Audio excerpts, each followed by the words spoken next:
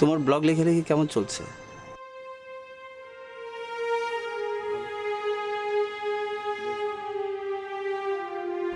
তোমার একটা কুকুর ছিল না, কি যেন নাম? মায়া। হাউ ইজ মায়া? আমি ওকে আরেকজনের কাছে দিয়ে দিয়েছি। ও কেন? আমি আর ওর রেসপন্সিবিলিটি নিতে পারছিলাম না। কিন্তু তুমি তো এসব কথা তোমার ব্লগে লেখো। দেখো বাসে, তুমি একজন mountaineer, you have to trust people. Reality থেকে পালিয়ে বেড়ানোর চেয়ে রিয়েলিটি ফেস করা অনেক ভালো। আমার মনে হয় তোমার জীবনের সব ঘটনাগুলো তো সব কিছু ব্লগে লেখা উচিত। আমার জীবনে কোনো ঘটনাই নেই।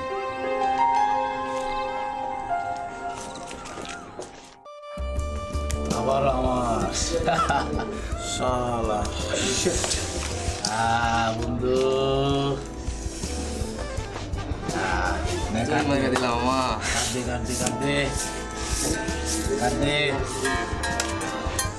হ্যাঁ বস, আপনার ফোনের জন্য অপেক্ষা করতেছিলাম। অপেক্ষা করে লাভ নাই, এখন একটা এমএস পাঠাচ্ছি, এমএসটা দেখো, এমএস যে ছবিটা আছে এই ছেলেটাকে নিয়ে এই ছেলেটাকে খুঁজে বের করো। জি বস, জি। ফোন করছিল, বসে ফোন দিছিল। ও বসে ফোন দিছিল। ঠিক আছে।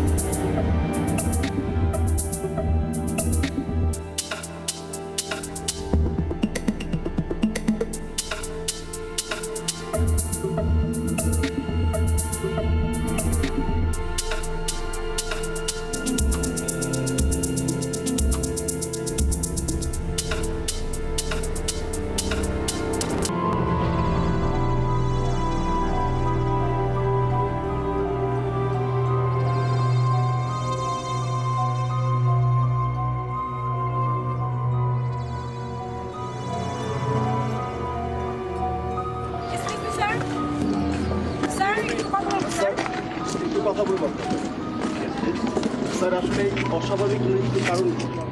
দেখে তো মনে হচ্ছে বেশ, খুব সম্ভবত সুইসাইডাল কেস। চারজন কি একসাথে? হ্যাঁ, ব্যাপারটা অনেক রহস্যজনক। আমরা আমাদের ইনভেস্টিগেশন চালিয়ে যাচ্ছি। নাকি বিষ খেয়ে খুন? বিষ খাইয়ে খুন, চারজন একসাথে। কেন, এটা কি হতে পারে না? Thank you sir sir sir sir please please sir আপনারা পরবর্তীতে সব কিছু জানতে পারবেন। Sir Please. Please sir sir please.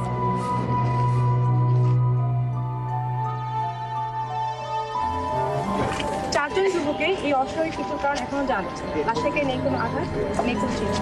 পুলিশের অভিযোজন অবশ্যই করবে, আমরা এর বলে আশা করছি। মিস্টার জেনিশা,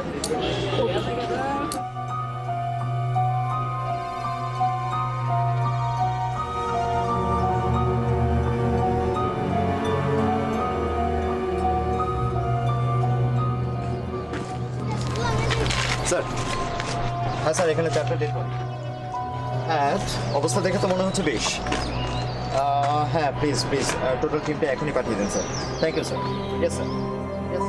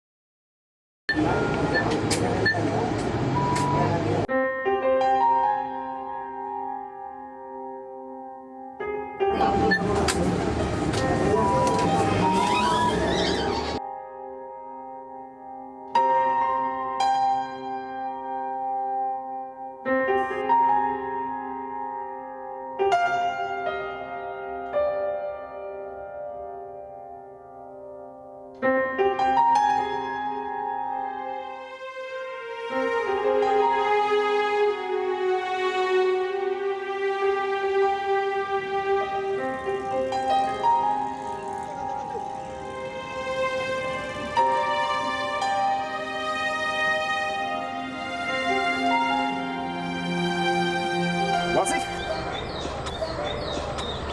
হ্যাঁ, চিনতে পেরেছো? আমি মাহমুদ, কোন মাহমুদ? ডিএমসি, মানে মেডিকেলে একসঙ্গে দুজন পড়তাম, এক রুমেও ছিলাম কিছুদিন আমরা। ও হ্যাঁ মাহমুদ, হাই হাই, কেমন আছো? এই তো, অনেক চেঞ্জ হয়েছে তোমার। তা তো হবেই, সেদিন কি আর আছে?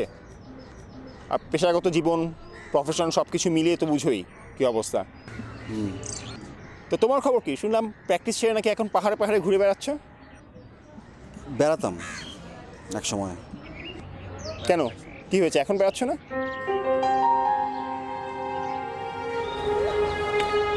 পায়ে সমস্যা। তা তো দেখতেই পাচ্ছি। কীভাবে হলো? একটা অ্যাক্সিডেন্ট। যাই হোক, তুমি ডাক্তার, তোমাকে আর কি বলবো। তো আর কি খবর বলো, আর কি করছো এখন? আমি কিছুই করছি না, বাসা খুঁজছি অল্প ভাড়ার মধ্যে। একটা পার্টনার পেলে খুব ভালো হতো। ঢাকায় বাসা ভাড়া অনেক অনেক বেশি। স্ট্রেঞ্জ, আজকে আমাকে একজন একই কথা বলে SMS করেছে। তার বাসা আছে, তার একটা পার্টনার দরকার। ইনফ্যাক্ট তুমি যদি ফ্রি থাকো তাহলে আমি তোমাকে তার কাছে নিয়েও যেতে পারি।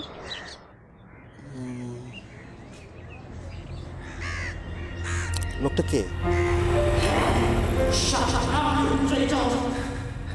এই তোমাদের টর্চার এত অল্পতেই টায়ার্ড হয়ে গেলে সো পোর।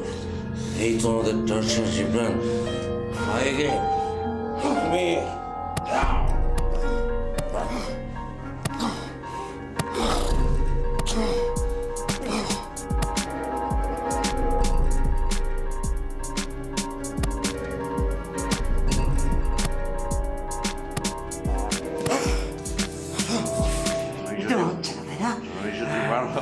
আমার কোনো সমস্যা নেই।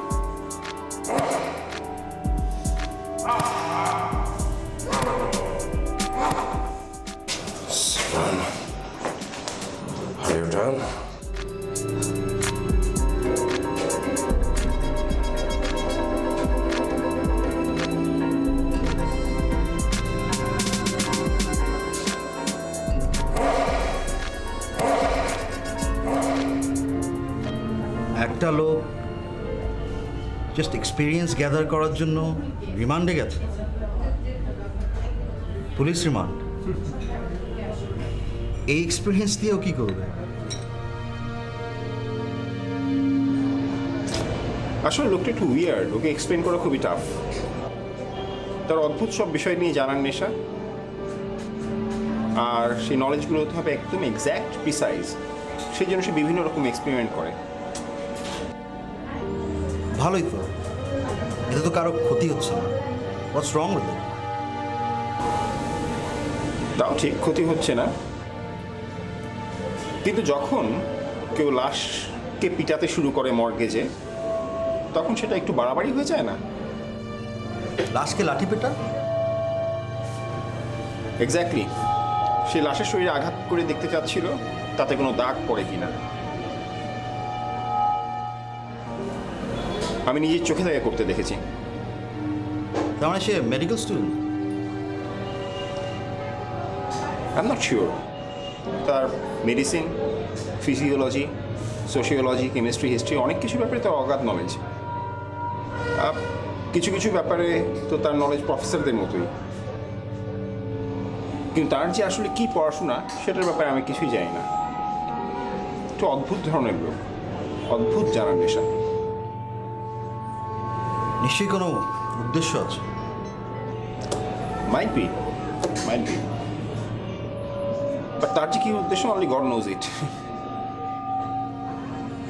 Maybe. Okay, let's move. Yeah, sure.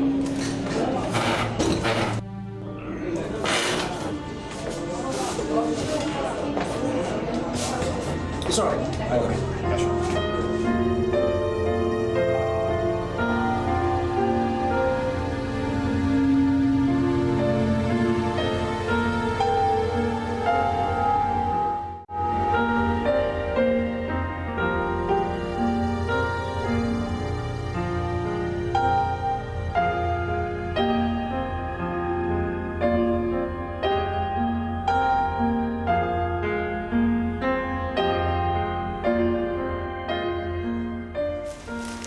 আচ্ছা, এই অকারেন্সটা কবে ঘটেছে? গতকাল? আপনারা কোনো কিছু ট্রেস করতে পেরেছেন? স্ট্রেঞ্জ। আমার মনে হয় না এটা কোনো গ্রুপ করেছে, হয়তো। দেখি, ব্যাপারটা নিয়ে আমি ওয়ার্কআউট করবো।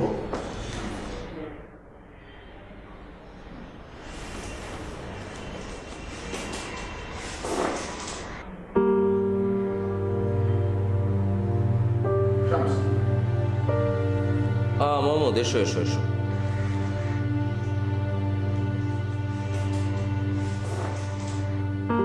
আমার ফ্রেন্ড মাহমুদ, বসো।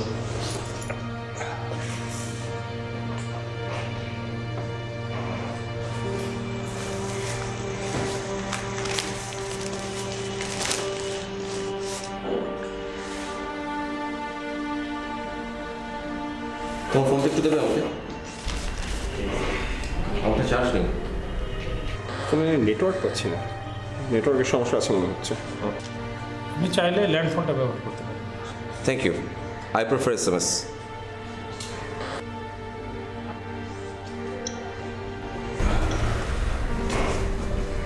আমার টিম, আচ্ছা, আমার ফ্রেন্ড ডক্টর ওয়াসিম।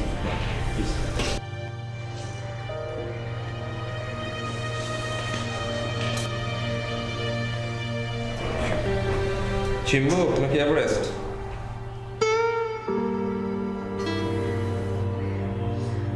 সরি, বলছিলাম চিম্বুক নাকি এভারেস্ট?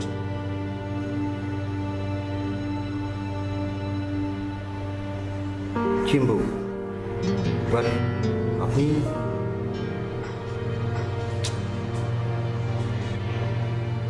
ওয়াও, চা চলে এসছে। আমি চাটা খেয়েই বেরোচ্ছি। আপনাকে অনেক কষ্ট দিলাম, থ্যাংক ইউ ভেরি মাচ। না না, বসো, আমি আসছি।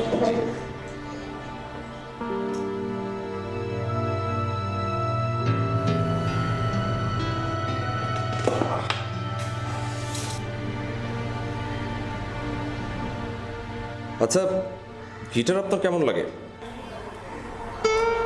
জি। না, বলছিলাম গিটার আপনার কেমন লাগে?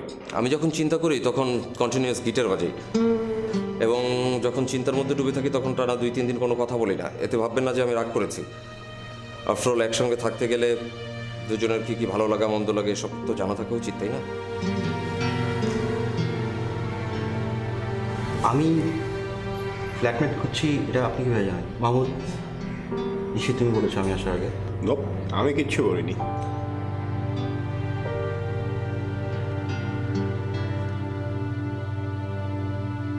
প্লিজ।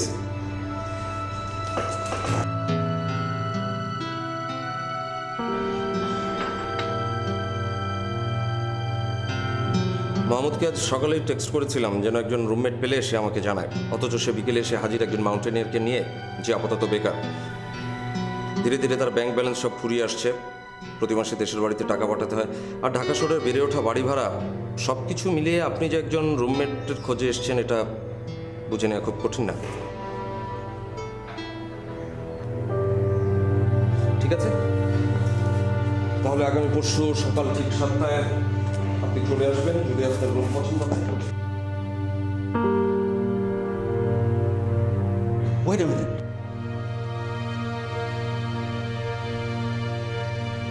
আপনার সাথে তো আমার কোনো কথাই হলো না।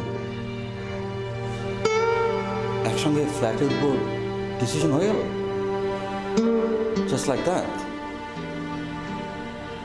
কোনো মিটিং অ্যাপয়েন্টমেন্ট কিছু না? আর আপনি কে? আপনার নামও তো আমি ঠিকমতো জানি না। আমরা দুজন একসাথে এক জায়গায় থাকবো, this is not a matter of joke. আপনি ডক্টর ওয়াসিফ, হাইকিং করতে গিয়ে ইনজুর্ড হন, এখনও সেই ধকল সামলে উঠতে পারেননি, আপাতত বেকার। আপনার অর্থনৈতিক সমস্যায় পড়ার সম্ভাবনা আছে, আপনার ফ্যামিলির সবাই থাকে ঢাকার বাইরে, সেখানে আপনাকে প্রতি মাসে টাকা পাঠাতে হয়। আপনার সাইকোসোমাটিক আছে, রাতে আপনার ঘুম হয় না, নিয়ম করে ওষুধ খেতে হয়, আর আপনার ছোট একটা কুকুর ছিল, রাইট?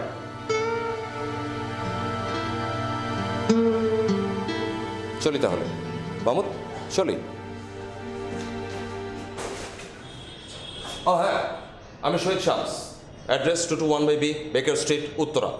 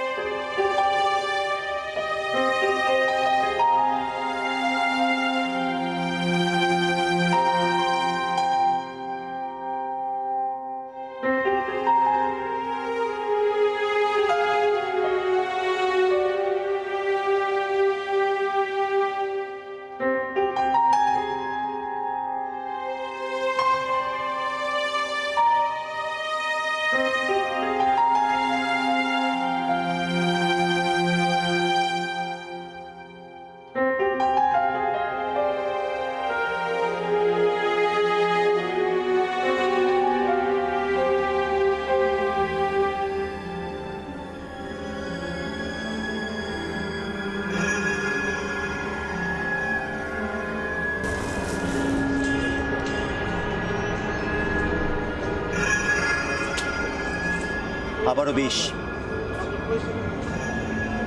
এক কাজ করুন, আশেপাশে ভালো করে খুঁজে দেখুন কোনো কিছু পান কিনা।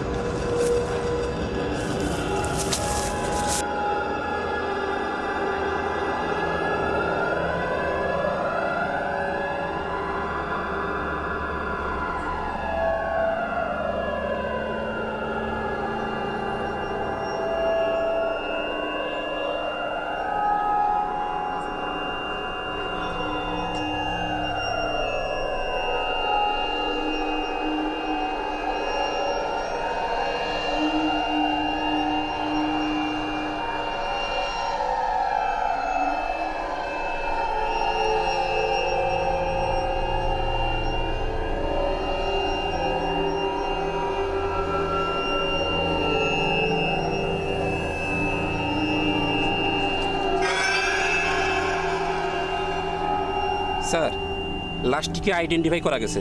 যে মাইক্রোতে 4টি লাশ পাওয়া গেছে, এই লোক ওই মাইক্রোর মালিক। সে মাইক্রো ভাড়া দেয় এবং নিজেই ড্রাইভ করে।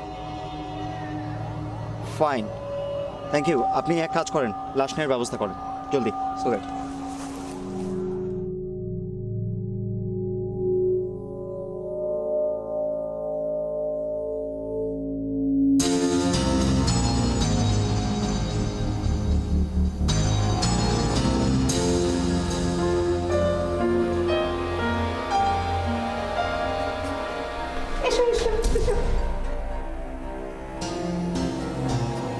সময়ের কাজ তোমরা কখনো সময়ে করবে না, শুধু অস্থিরতা কাজ করে।